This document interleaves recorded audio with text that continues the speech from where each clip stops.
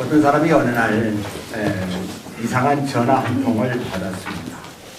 이 전화는 한 은행으로부터 걸려온 전화였는데, 그 은행에서 전화 오는 전화가 어떤 사람이 당신 앞으로 1,440만 원을 예금해 놓았습니다.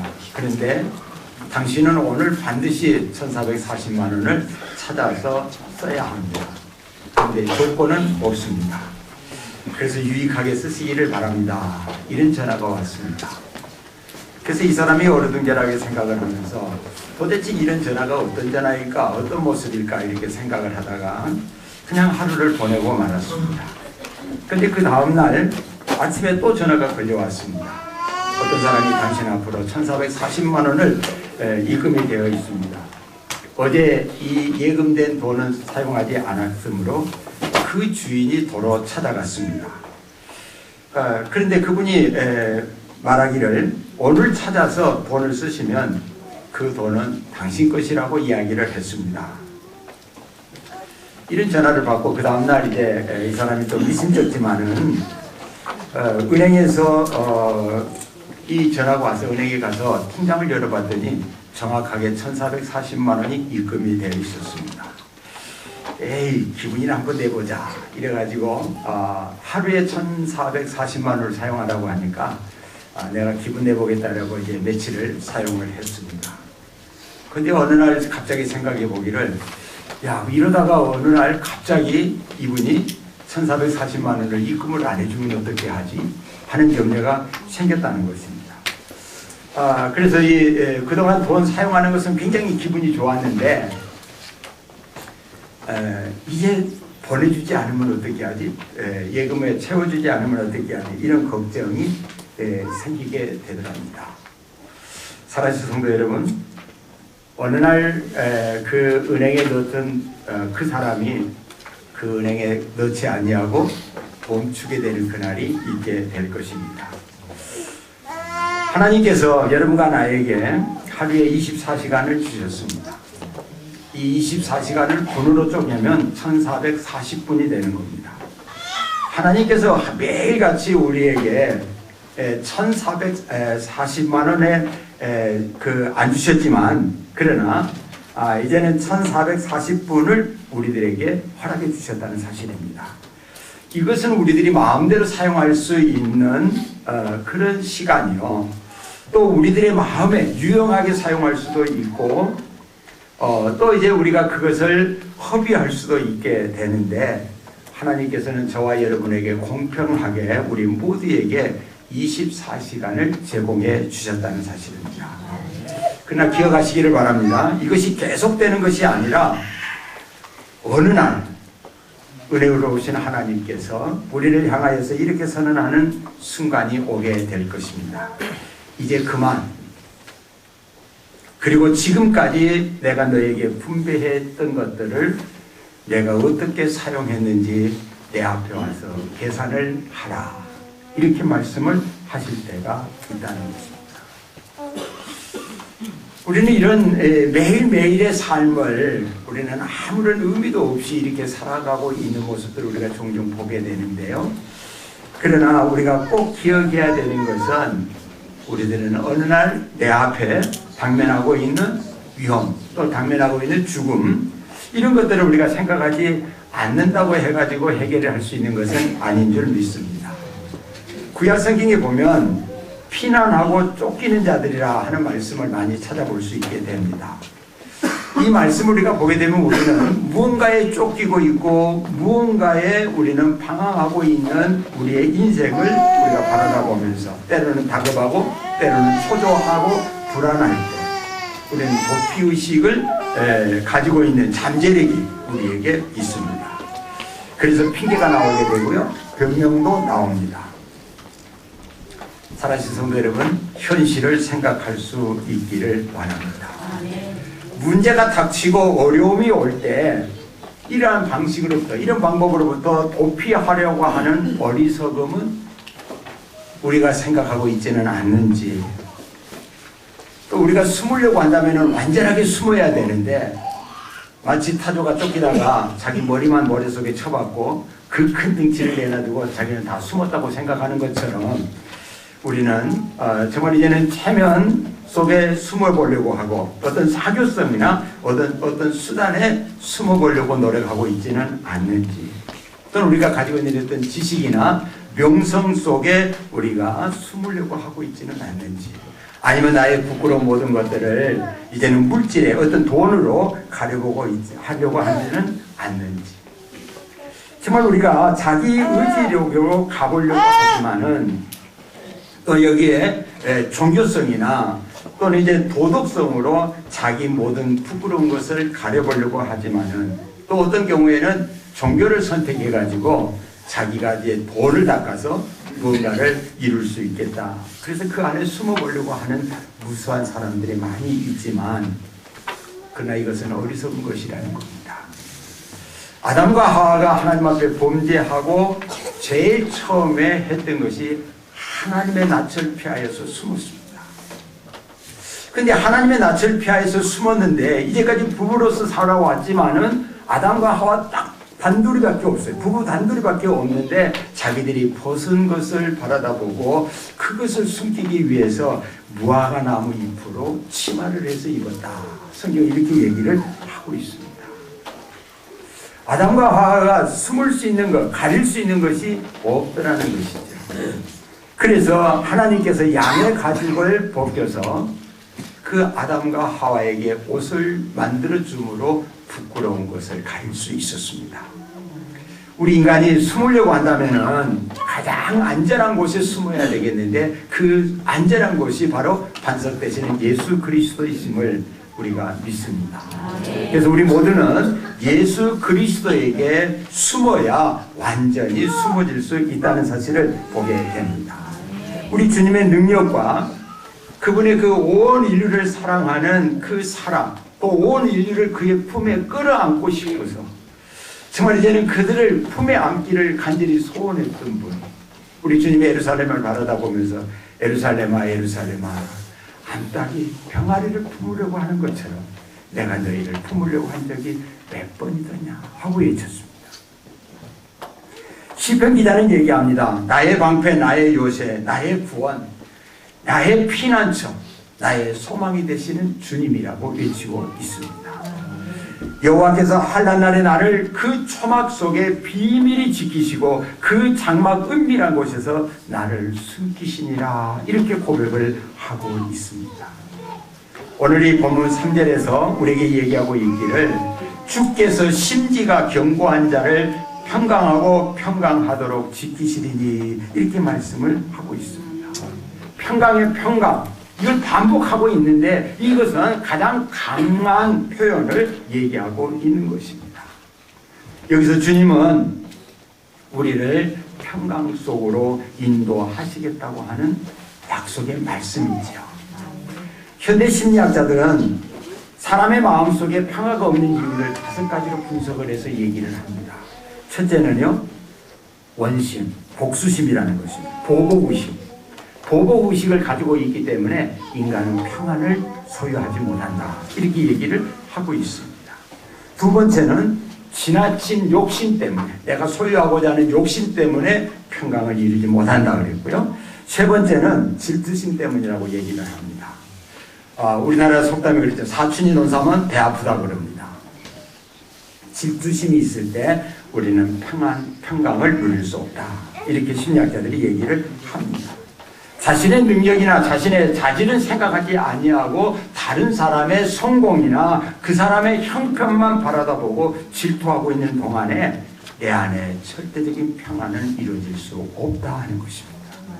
네 번째가 마음에 분노가 있기 때문에 여기에 평강이 없다고 얘기를 합니다. 그리고 현대 심리학자들은 다섯 번째는 교만 때문이다, 이렇게 얘기를 하고 있습니다. 하나님의 존재를 믿지 않는 교만은 모든 번민과 고민의 원인이 된다고 하는 사실을 성도 여러분 꼭 기억하시고 명심하실 수 있기를 바랍니다. 만일 여러분의 마음이 평화를 잃어버리고 불안에 쌓여 있다고 한다면 자신을 한 단계 좀 낮춰가지고, 좀 위로 올려볼 수 있는 그런 믿음의 자세가 필요한 줄 믿습니다. 이 세상의 많은 사람들은 각자가 자기 나름대로 평화를 얻기 위해서 수많은 노력을 해왔습니다. 인류의 역사 속에 인간들은 흔히 사용하는 방법들이 있죠. 첫째는 전쟁을 통해서 쟁취하고자 하는 방법입니다. 무언가 내가 이제는 힘에 의해서 모든 것을 이제는 그 상대방의 평화를 해치고 그리고 항복시킴으로 말미암아서 나는 평안을 얻었다 이런 생각을 하게 되는데 이것은 너무나 허무한 것이라는 사실입니다. 그게 안 되면 두 번째는 타협이죠. 여기에서 첫 번째 싸움은 상대방이 아니라 나까지도 해를 입을 수 있는 염려가 있는데 그래서 여기 싸움보다는 타협함으로써 평화를 얻으려고 합니다. 그러나 세계 정세와 우리나라의 정세를 보면 타협이라고 하는 것이 얼마나 불안하고 믿을 수 없는 것인지 우리는 너무나도 잘 알고 있습니다. 타협이라고 하는 것은요, 어느 편이든지 50%를 양보하지 아니하면 타협할 수가 없는 것이 타협이죠. 그렇기 때문에 우리가 이 타협을 통해서 우리가 평강을 얻을 수 있는 일은 없다 하는 것을 우리가 보게 되고요. 세 번째는 망각입니다. 파도처럼 잊어버리는 거죠. 어제 일을 잊어버리고 뭐 다 내놔두고 다 보고 있는데 스스로는 잊어버리고 아무것도 모르는 것처럼 살아가게 된다는 것입니다. 그래서 그걸 잊어버리는 것이 그렇게 쉽지 아니하니까 술 먹고 잊어버리려고 그 자기의 정신을 마비시키는 이런 부분들을 우리가 바라다 보게 되고요. 오늘날 흔히 우리가 사용하고 있는 것이 신경안정제입니다.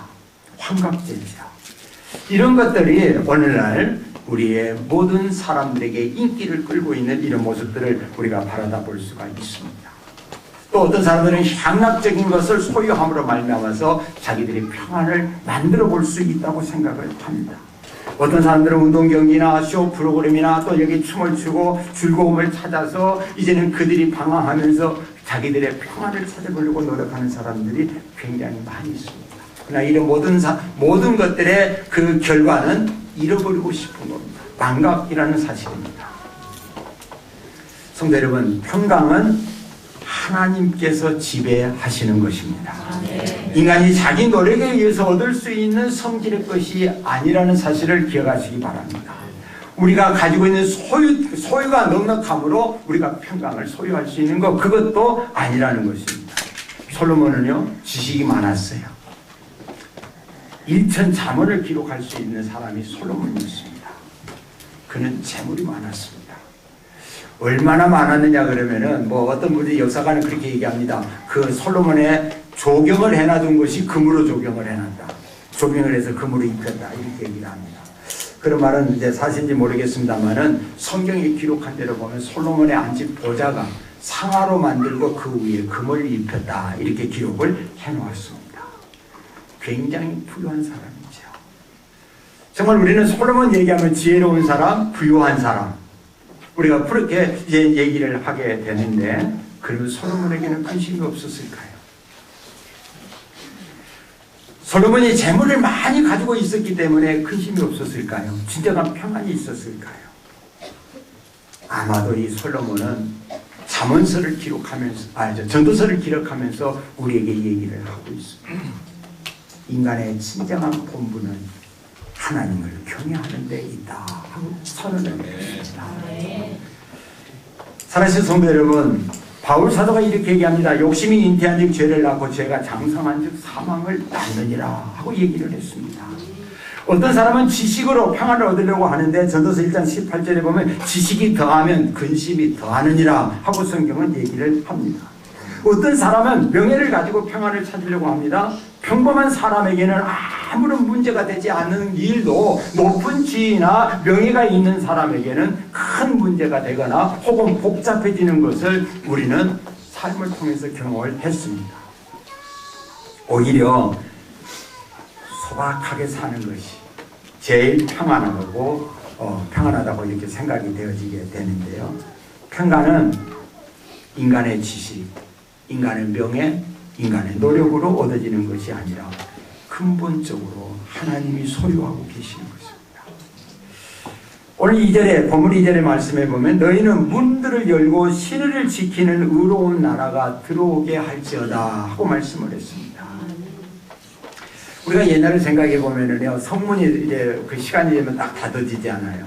그래서 뭐 어디 나갔다가도 성문이 닫아지기 전에 들어가야 되는데, 이 성문을 닫게 되는 이유가 뭐냐면 바깥에 도둑이 있고 맹수들이 있기 때문에 이 불안한 지역으로부터 성 안에 들어가서 편안하고 그 질서가 있는 삶을 살기 위해서 성 안으로 들어가게 되는 것이죠.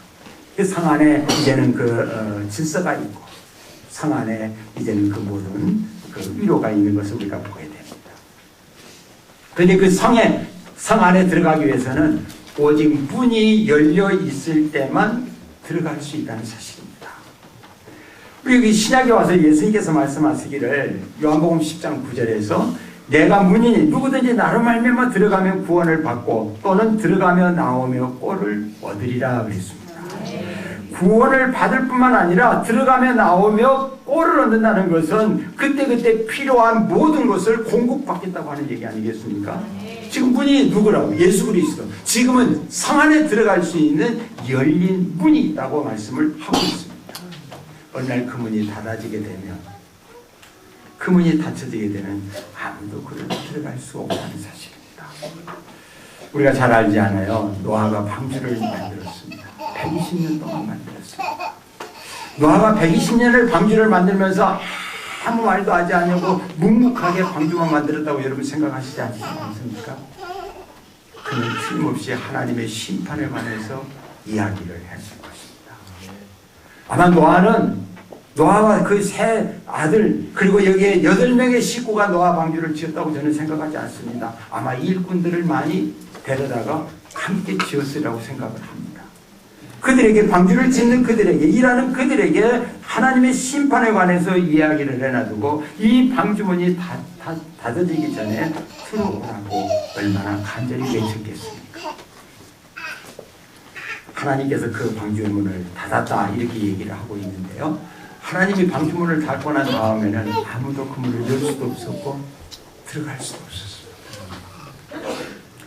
우리 주님께서 말씀하시기를 나는 구원의 문이요 소망의 문이요 평강의 문이요 영생의 문이라고 분명히 말씀을 하셨습니다.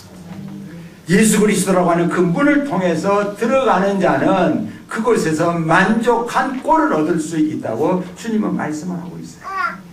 그러면서 얘기합니다. 내가 온 것은 양으로 생명을 얻게 하고 더 풍성히 얻게 하기 위해서 왔다. 생명을 얻을 뿐만 아니라 풍성한 삶을 살 수 있도록 내가 왔다. 이렇게 얘기를 하고 있고요. 내가 아버지가 내 안에 있는 것 같이 너희가 내 안에 있으면 이렇게 얘기합니다. 너희가 내 안에 있으면 나도 너희 안에 있고. 그래서 이게 예수 그리스도가 죄인인 나를 영접하여 주시고 예수님은 우리 안에 사셔서 인도하시고 우리를 보호해 주시고 섭리하시고 내가 예수 그리스도 안에서 살기만 하면 그 가운데서 진정한 평안을 얻을 수 있고 안식을 누릴 수 있다고 주님 말씀하십니다. 예수님은 하늘의 문을 열어서 우리를 영접하시기를 원하십니다. 그래서 우리들의 마음의 문을 열어서 우리에게 진정한 평화의 왕, 평강의 주인이신 바로 그분을 우리 마음에 영접하기를 원하시는 분이 우리의 주님이십니다. 그래서 우리는 믿어야 되죠. 그분을 영접해야 되죠. 그럴 때 우리는 구원함을 받게 되고 평강의 평강으로 지킴을 받고 인도함을 받게 되려고 믿습니다. 그 성도님이 우리가 어떻게 이 사람, 이 문으로 들어갈 수가 있습니다. 우리가 첫째로 보면 신앙을 잘 지키는 사람, 믿음을 지키는 사람으로서 충성을 다짐하는 사람이 들어갈 수 있다는 것입니다. 여러분 믿음은 정말 귀한 것입니다. 현재 우리의 마음이 불안하고 초조하다면은 그것은 다른 데 이유가 있는 것이 아니라 내 마음 안에 믿지 못한 것 때문에 생긴 줄 믿습니다. 사무엘의 24장 말씀에 보면은요, 다윗이 믿음의 생활을 잘 했습니다. 하나님을 위대했습니다. 그의 입에서 나오는 것이 하나님은 나의 요새라, 나의 반석이라고 얘기를 합니다. 그리고 여기에 다윗이 하나님을 그렇게 의뢰했는데 어느 날 사단이 다윗을 꼬였습니다. 그 꼬임에 빠져가지고 했던 행동이 인구조사입니다. 이제까지는 이 다윗이 이 나라를 지키시는 분, 이 나라의 진정한 왕은 하나님이시고 하나님의 놀라운 능력으로 이 나라가 세워지고 지켜진다고 믿어왔는데 사단이 다윗을 꼬였어요. 그 꼬임에 빠져가지고 그럼 내 백성이 얼마나 되고 내가 이제 전쟁을 하면 몇 사람이나 나와서 전쟁터에 나갈 수 있을까 생각해서 인구조사를 하게 돼요. 그것 때문에 하나님께서 진노를 하시죠. 그 가시라는 선지자를 다윗에게 보냅니다. 그래가지고 다윗을 책망을 합니다. 당신이 어찌 하나님을 의뢰하지 못하고 사람들, 백성들을 의뢰하려고 있습니까? 그러면서 하나님께서 당신에게 벌을 내리기를 원하는데 세 가지가 있습니다. 그 세 가지 중에 당신이 한 가지를 선택하십시오. 그래서 그 세 가지 중에 첫째가 뭐냐면은 왕의 나라에 7년 기근이 있게 하든지 아니면은 왕이 원수에게 쫓겨서 3개월을 그들 앞에서 도망을 하든지 아니면 사흘 동안 전염병이 일어나서 백성을 치게 하는 그 일을 하든지 왕은 선택을 하십시오. 그때 다윗이 자기의 잘못된 것을 깨닫고 그래도 우리 하나님은 긍휼이 크신 분이니까 내가 다른 사람 다른 것에 빼앗기는 것이 아니고 다른 것에 내가 이제는 그 고통을 당하는 것이 아니라 그래도 하나님 손에 빠지는 것이 더 낫지 않겠느냐. 그래서 3일 동안의 온역을 통하여서 많은 백성이 죽어넘어진 것을 선택을 했습니다. 다윗은 인구조사를 했어요. 정확한 인구조사를 했을 것 같습니다. 전쟁터에 나갈 수 있는 사람이 몇 명이나 됐다 하는 것도 정확한 데이터가 나왔을 것 같습니다. 그런데 3일 동안 죽어 넘어지는 사람들 때문에 그 데이터가 무효가 되고 사랑하는 성도 여러분, 여러분이 진정한 평안을 얻기를 원하시다고 한다면 당신의 알량한 계획과 알량한 생각으로 행동하는 것이 아니라 하나님께서 여러분에게 어떤 말씀을 주셨고 여러분에게 진정한 평안을 주시는 길이 어떤 길인가를 여러분이 분명하게 아셔야 돼요. 하나님의 신실한 약속을 믿고 하나님을 바라다보고 하나님을 의뢰하면서 그 약속을 지키는 분, 바로 그 사람이 믿을 만한 사람. 또 여기에 믿을만한 것들 중에서 더욱 의지할 수 있는 분은 하나님이신데 하나님은 미쁘시고 변함이 없으시는 분이라고 말씀을 하셨습니다.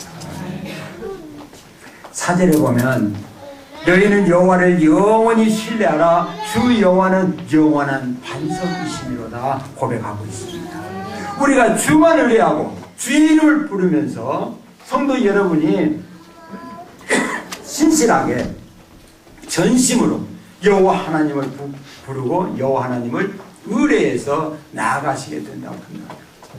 당신의 삶 속에 암담한 것들을 하나님께서는 변화시키셔서 놀라운 평강으로 화해 주시리라고 믿습니다. 하나님 뜻을 저버리고 하나님의 말씀을 저버리고 여러분 평강을 찾아가려고 하지 마세요. 그것은 다윗을 꼬였던 사단의 꼬임입니다. 여러분은 그 꼬임에 빠져서는 안 되잖아요. 다윗이 꼬임 받았으면 우리는 그걸 교훈 받아서 나는 그러지 말아야 되겠다 이래야 될 줄로 믿습니다. 두 번째요, 평강의 평강으로 지키는 사람, 신지가 고든 사람, 의를 지키는 사람, 의를 지키는 사람. 다른 말로 얘기하면요, 약속을 지키는 사람이에요. 약속은 참 많죠. 귀한 약속이 뭔가요? 하나님과의 약속이죠. 그러시죠? 네, 세상에서 가장 큰 약속이 뭡니까? 부부간의 약속입니다. 저는 우리 성도 여러분들에게 말씀드렸어요. 여러분, 부부가 헤어지는 것은 한쪽이 죽을 때입니다. 남편이 죽든지 아내가 죽든지 한쪽이 죽을 때만 헤어지는 겁니다. 온 성도가 아멘 할 줄 알았는데 젊은이도 늙은이도 아무도 아멘 안 하네요. 네? 죽을 때만 헤어지는 겁니다. 네. 형제들 목소리는 자매들 목소리가 훨씬 더 큰 것 같은데 예수님께서 너희는 세상에 빛이라 너희는 세상의 소금이다. 다시 말하면 여기 빛으로 드러나는 삶을 살며 소금으로 자기 자신을 헌신해서 그 삶 속에서 맛을 내게 하는 삶을 살아라 하고 지금 말씀하신다는 것입니다. 바울 사도는요, 거듭난 그리스도인들을 향해서 이렇게 있습니다. 너희는 예수 그리스도의 편지다 그랬어요. 여러분이요, 이 예배당을 나가서 다른 곳에 나아갈 때, 여러분이 집을 향해서 갈 때, 여러분이 버스를 타고 갈 때, 여러분 누구를 만나든지 간에 여러분은 그리스도의 편지로서 그들에게 보여지는 삶을 살아라고 말씀을 하고 있는 겁니다. 바울은 그리스도인들을 그리스도의 향기라 그랬습니다. 향기. 제가 우리 사람이요, 저보고 그럽니다. 내가 그렇게 청소를 많이 하는데도 당신이 잠자는 방에 들어가면 노인네가 납니다.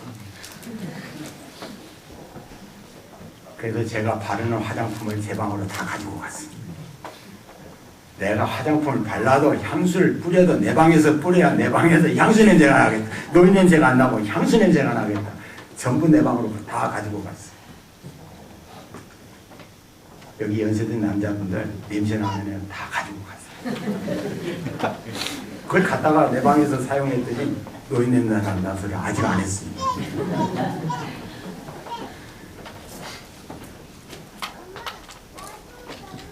우리가 있는 곳곳에서, 여러분 거듭난 성도가 있는 곳곳에서 주의 영광을 가리는 썩은 냄새를 풍겨서는 안 됩니다. 주님의 그 놀라운 정말 아름다운 사론의 백합화 같은 그 향기를 뿜어낼 수 있는 사람들이 거듭난 그리스도인이라 그랬어요. 신의를 지키는 사람이에요. 신의를 지키는 사람이 하나님의 궁정의 문에 들어갈 수 있다, 이렇게 얘기를 하고 있습니다. 우리는 의롭게 살아서 의인이 되는 것이 아니라 이미 의인이 되었기 때문에 우리가 의롭게 살아야 되고, 이미 거듭난 그리스도인 되었기 때문에 우리는 그리스도의 향기를 바라면서 살아가야 될 책임이 우리에게 있는 것입니다. 원래 우리 그리스도인들이 너무나 타산적이에요. 타산적이에요. 주님 생각하지 않아요. 나만 생각해요. 그래서 내게만 필요하면 다른 것은 다 어떻게 되든지 아무 관계없다고 얘기를 합니다. 그러나 성도 여러분 기억하십시오. 주님은 말씀하시기를 내 이웃을 내 몸과 같이 사랑하라. 그리스도인들이 의롭게 살아가야 될 삶. 그래서 우리는 믿지 아니하는 사람들에게 감동을 줄 수 있는 믿음의 삶을 우리가 살아가야 되는 것입니다. 그들에게 기쁨과 소망을 줄 수 있는 믿음의 삶을 살아가야 되는 것입니다.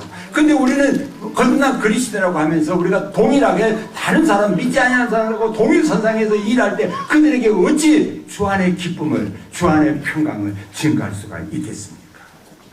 의롭게 사는 사람은 매우 강한 힘을 갖고 있습니다. 그렇게 사는 사람은요, 어떤 일이 닥쳐도 마음이 흔들리지 아니하고 굳게 서 있는 심령을 갖습니다. 초대교회 성도들은요, 하나님과 사람 앞에서 의롭게 살았어요. 이사야 26장 7절에 보면 의인의 길은 정직하며 정직하신 주께서 의인의 첩경을 평탄하게 하시도다.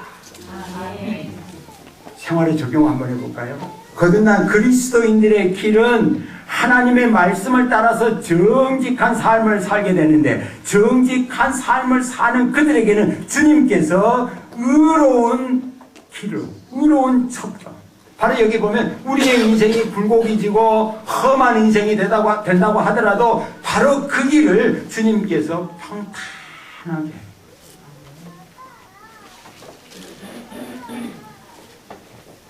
경부고속도로가 처음 생겼을 때요, 우리나라에 경사 났다고 생각했습니다. 부산까지 가는데 너무 길이 좋다고 얘기를 했습니다. 그런데 어느 날 우리나라가 기술이 좋아졌잖아요. 골짜기에는 다리를 놔버리고 높은 산은 구멍을 뚫어버리고, 이 고속도로가 거의 평지와 같은 수준으로 만들어놨더라고요. 그러고 보니까 경부고속도로가 이건 도로가 아니야. 고속도로가 아닌 거야. 지금은요, 거의 다 고쳤어요. 거의 다 있고 조금 남았어요. 옛날 거 다 사라졌어요. 왜? 좋지 않으니까. 그래서 제가 우리 고향을 가면은 7시간 반, 8시간씩 걸렸는데 서해안 고속도로가 생기면서 쉬엄쉬엄 가도 5시간이면 갑니다. 길이 좋아졌다는 거예요. 꾸물꾸물한 길, 올라갔다 내려갔다 하는 길이 없어지고 평탄한 길이 되니 쉬엄쉬엄 가도 그것밖에 안 걸리더라고요. 하나님께서 우리 인생의 길을 평탄하게 해주시겠다는 말이 다른 말이 아니라 바로 그 말입니다. 꼬불꼬불한 거, 울퉁불퉁한 거 다 정리해가지고 깨끗하고 바르고 대로를 만들어줘서 평강으로 그 길을 갈 수 있도록 만들어주셨다 하셨습니다. 누가 그것을 소유할 수 있습니까? 의롭게 사는 사람, 주님이 기뻐하는 사람, 주의 말씀에 순종하는 사람, 주님의 뜻을 이루는 사람, 그 사람에게 주시는 주님의 축복입니다. 세 번째는요, 심지가 견고한 사람을 평강의 평강으로 지킴을 받는다고 했습니다.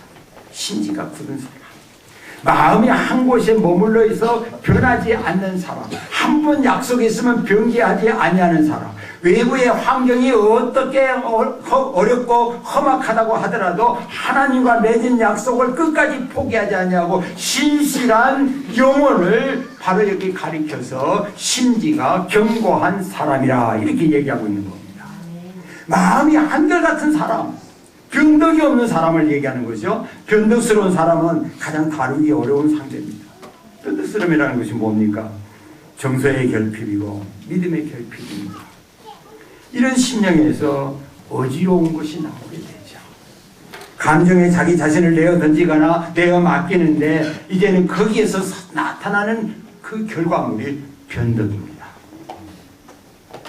어떤 경우에도 한결같은 마음, 견고한 마음이 성도들에게는 필요한 것입니다. 달면 살피고요, 쓸면 내뱉는 그런 변덕스러운 사람이 돼서는 안 될 줄 믿습니다.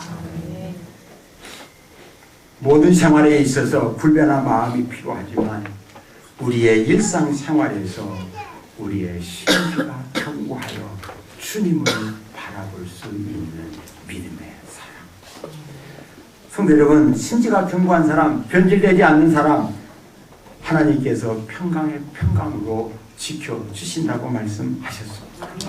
3절 보면은요, 주께서 심지가 견고한 자를 평강하고 평강하도록 지키시리니 이는 그가 주를 신뢰함이니이다. 주를 온전히 믿으세요. 평강의 열매가 뭔지 아십니까? 승리의 열매가 뭔지 아십니까? 우리가 빌립보서 2장 5절에서부터 8절까지 있는 말씀에 보면 그가 만왕의 왕이셨고 하나님이셨는데 그 자리를 비워서 종의 형체를 입고 사람의 모양으로 나타나서 이 땅에 오셔서 죽기까지 복종하시는, 십자가에서 죽어주시는 예수 그리스도를 믿고 그분을 본받고 그분을 따라가는 것이 신앙의 열매요, 믿음의 열매요, 평강의 열매인 것입니다. 예수님이요, 평화의 생활을, 평안한 삶을 사셨어요. 왜 그랬느냐? 그는 종으로서 섬기는 삶을 살았기 때문인 줄 믿습니다. 우리 그리스도인들의 생활도 예수 그리스도가 주연이 되어야 됩니다. 여러분의 삶 속에. 그런데 우리는 주님을 저 조연에 맡겨놔둔 것만 해도 좀 나은데, 잠깐 비치는 엑스트라 같은데 주님을 맡겨놔두고 자기가 주연이 되려고 한다면 그 삶을 우리는 평강으로 지킬 수가 없습니다. 주님께서 말씀하시기를 내가 이 세상에 온 것은 섬기러 왔다, 이렇게 말씀하셨어요. 내가 이 땅에 온 것은 너희들의 죄값 때문에 내가 죽으러 왔다, 이렇게 말씀하시는 분이 주님이십니다. 그런데 우리는 늘 우리가 주인공이 돼야 하고 예수 그리스도가 조연이 돼야 하는 생활을 살고 있다고 한다면 우리는 평강으로 지킴을 받을 수가 없습니다. 여러분, 하나님께서 여러분에게 평강을 더해 주시기를 원하신다고 한다면은 여러분의 삶 전체를 주님께 맡기고 여러분의 생활 속에 주님이 주인이 되도록, 주님이 주인공이 되도록 내어 맡기시기를 바랍니다. 그런 삶을 살았던 바울은 내가 사나 죽으나 먹든지 마시든지 다 주 예수를 위하여 한다, 이렇게 얘기하면서 그의 삶 전체가 예수 그리스도를 존귀하게 여겨서 주님을 높이고 주님을 사랑하는 사람. 그래서 바울은 심지가 견고한 사람 됐습니다. 그래서 그는 평강의 평강으로 지켜주시는 모습을 우리가 바라볼 수 있게 되는데요. 성도님, 하나님이 여러분하고 약속하신 것은 절대로 변개하지 않습니다. 히브리서 13장 8절에서 예수 그리스도는 어제나 오늘이나 영원토록, 어제 과거, 오늘 현재, 내일 미래, 우리의 미래까지도 변하지 아니하시고 통일하신 분이라 말씀하고 계시는 겁니다. 주님만이 여러분을 평강하게 하실 것입니다. 여러분 지금 삶 속에 문제가 있습니까? 어떤 어려움이 있습니까? 여러분의 인생에 고민이 있습니까? 진정 고민을 해보십시오. 이 고민이 무엇 때문에 나에게 왔는가? 왜 나에게 생겼는가를 여러분 진정하게 깨닫고 그 고민을 하나님 앞에 가지고 나아가서 하나님의 내가 이런 고민이 있습니다. 내가 이런 문제가 있습니다. 나를 평탄케 해주십시오 하고 맡기고 하나님의 뜻을 이루어가는 우리 성도들이 되시기를 바랍니다. 하나님께서 평강의 평강으로 여러분을 지키시고 인도해 주시리라 믿습니다. 주님 바라보십시다. 기도하시겠습니다.